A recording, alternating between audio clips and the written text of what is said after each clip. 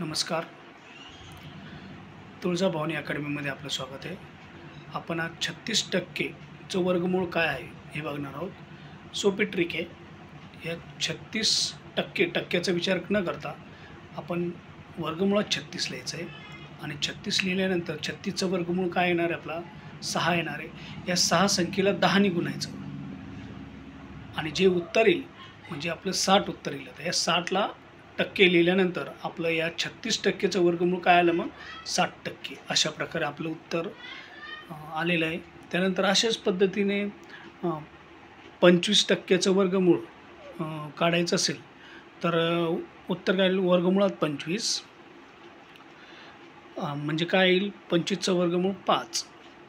तर 5 गुणिले 10, 10 ने गुणायचं प्रत्येक वेळेस आणि उत्तर आलं आहे 50. म्हणजे 50% 25%. तसंच तिसरं उदाहरण बघूया आपण, 64%.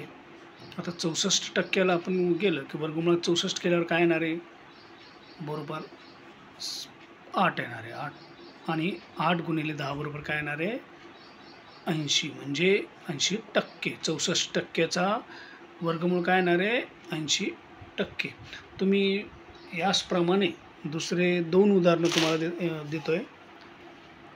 ते तुम्ही घरी सोडून आणायचं आहे आणि कमेंट बॉक्समध्ये टाकायचं आहे 9% व 35%. धन्यवाद.